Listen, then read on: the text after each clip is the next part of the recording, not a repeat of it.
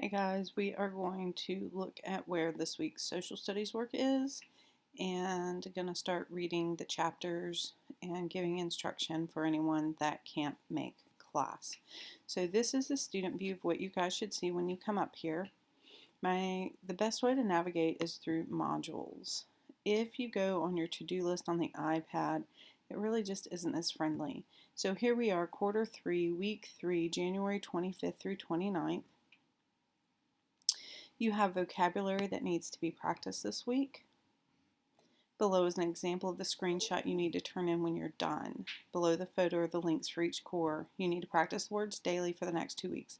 So core 1, if you see me first. Core 2, if you see me second. Core 3, if you see me third. This is the screenshot that I need.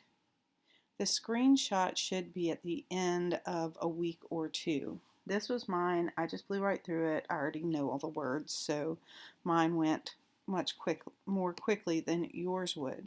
So here it says, congratulations, you've finished the practice session. 93% are correct. My name is right here. So I know who it belongs to, and right here where it says your trouble words, whatever your trouble words, that's going to let me know if you were on the right list or not.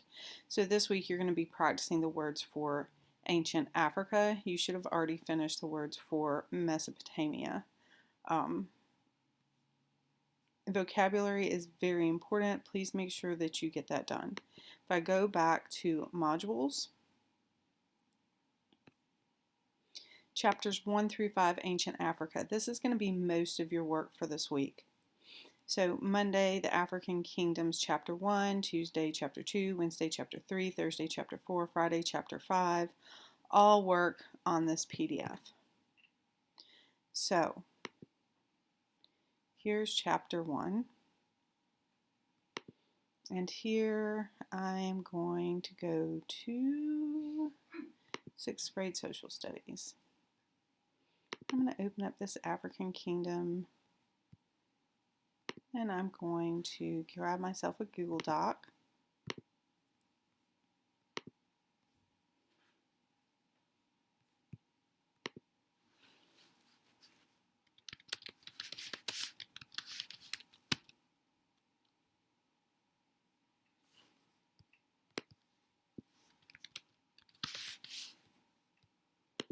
Ancient Africa, Chapter 1.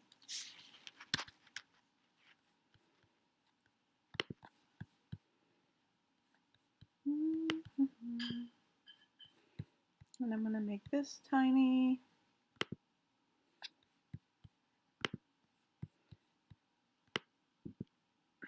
And I'm going to make this tiny.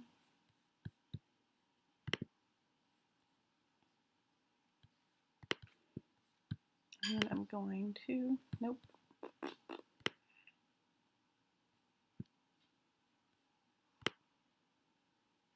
Left and right. All right, Chapter 1, the geographic setting.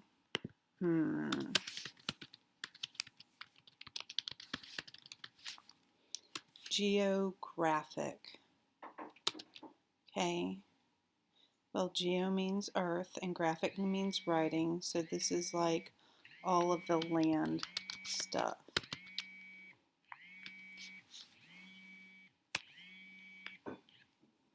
The geographic setting. And here we have a big question in this little text insert box. How might the geography of Africa have influenced the development of early African kingdoms and empires? And we already learned from Mesopotamia that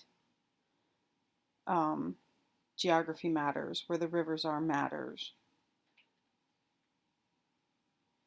So here we're going to look at what matters where in Africa.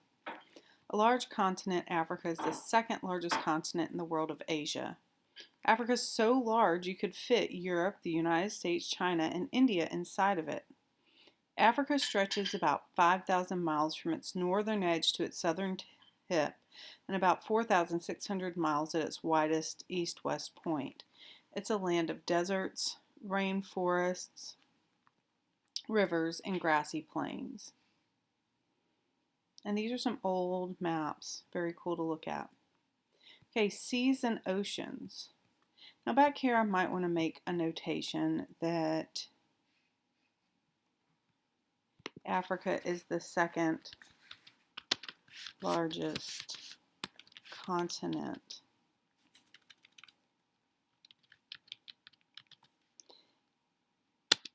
Okay, a continent, there's several continents. There is North America, South America, Europe, Asia, Antarctica. 1, 2, 3, 4, 5, 6.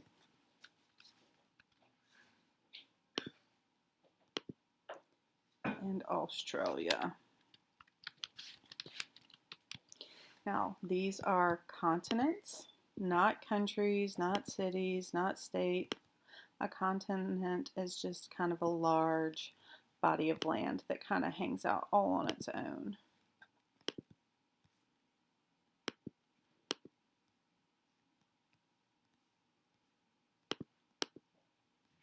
Australia, and then this.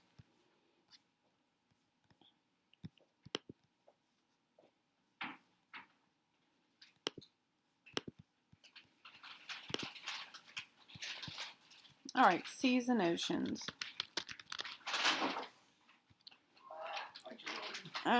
Africa is surrounded by water. The Mediterranean Sea borders Africa on the north.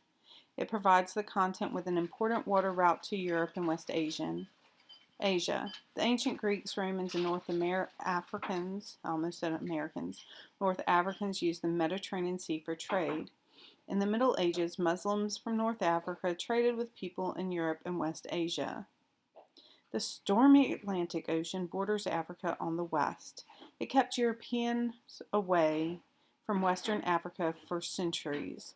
In the late 1400s, Europeans adapted Arab ships and technology to be able to sail the Atlantic. European explorers began to explore Western and Southern Africa.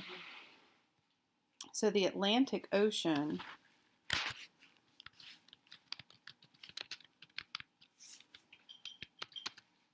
protected Africa for a very long time.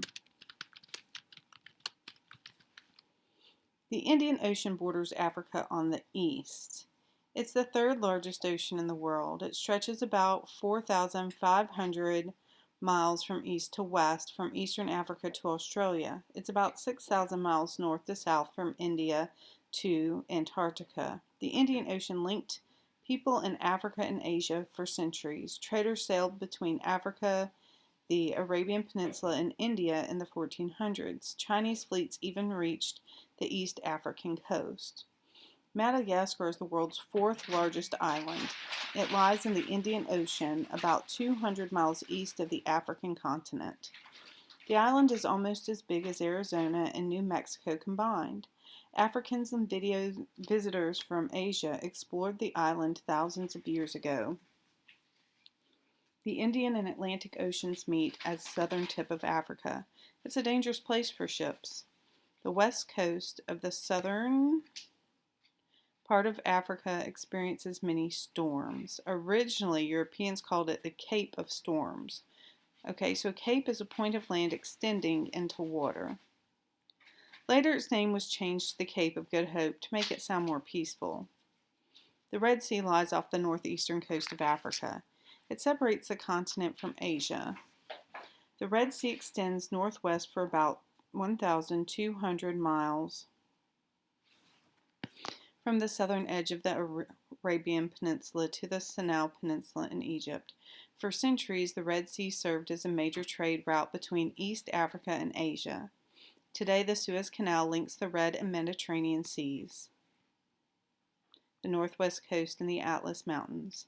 Africa has many different physical features and climates. We're going to work our way from south, from Africa's northern coast on the Mediterranean Sea to southern Africa.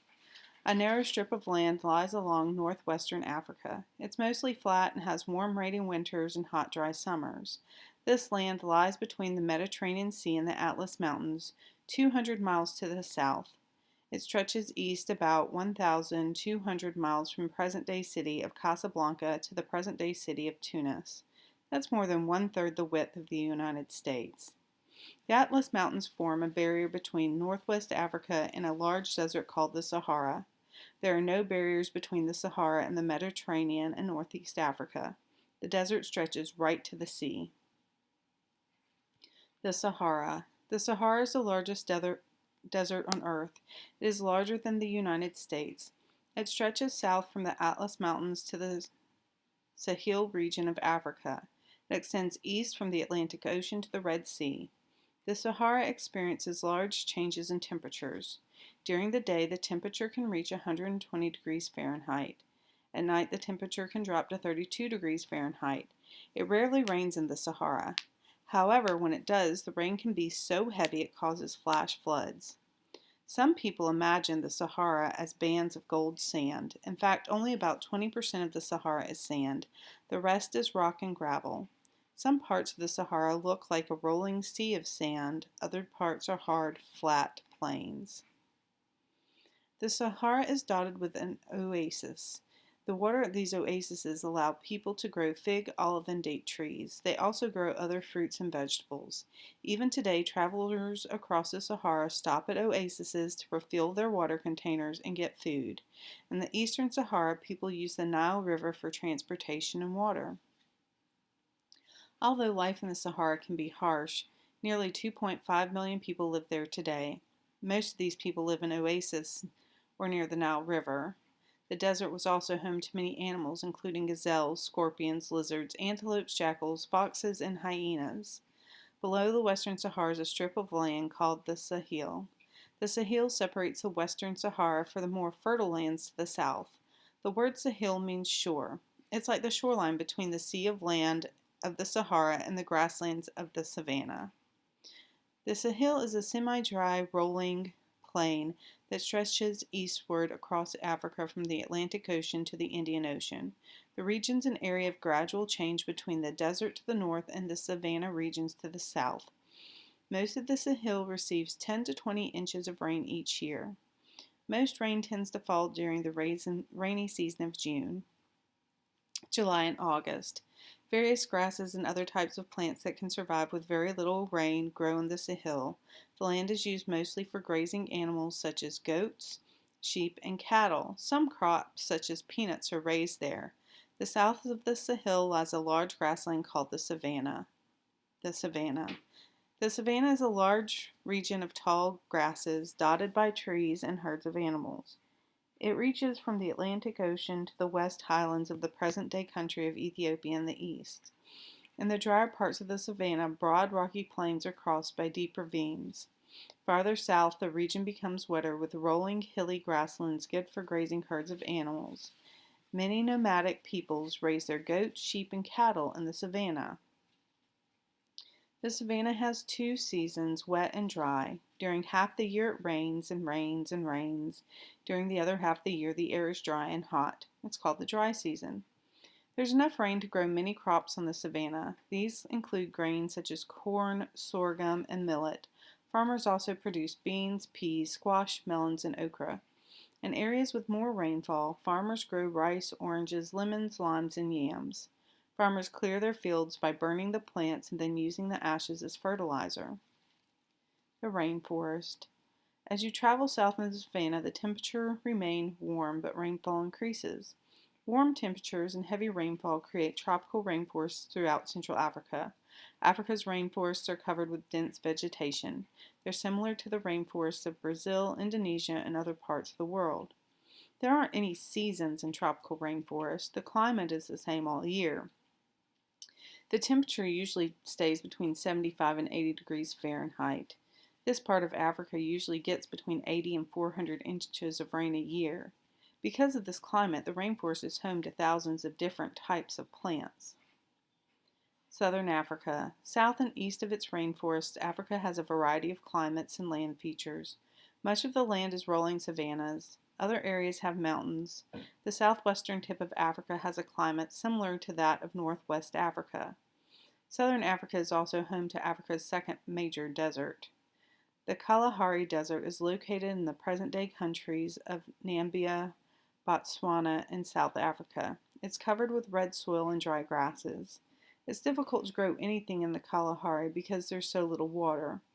Still, wild animals such as meerkats, wildebeest, zebras, giraffes, and elephants live there.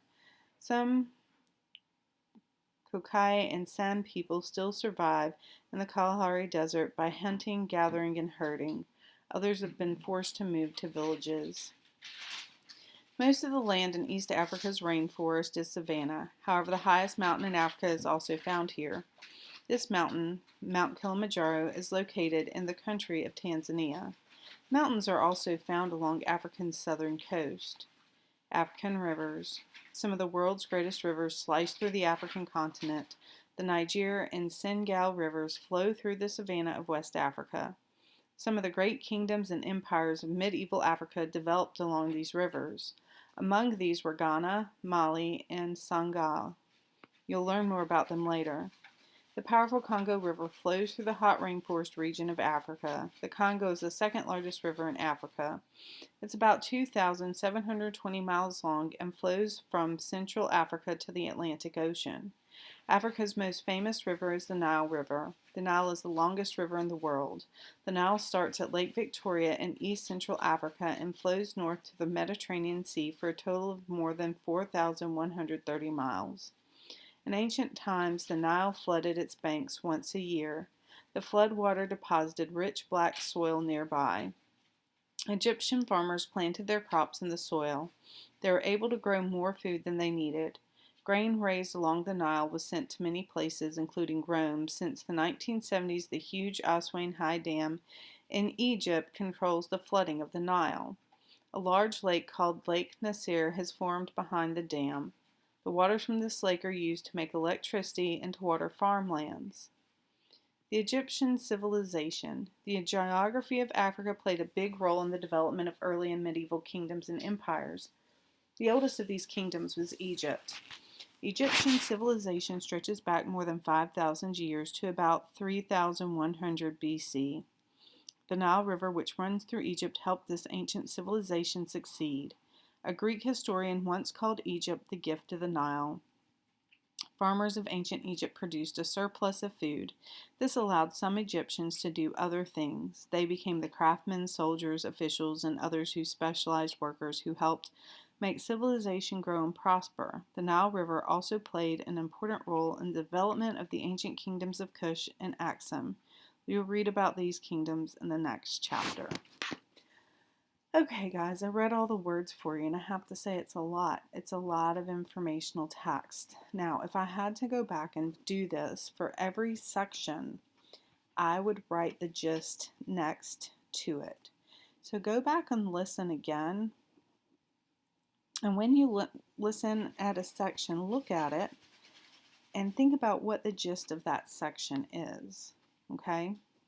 So all of you can have a PDF of this. You can write on this and use some of the strategies we've talked about in reading class to help remember the information.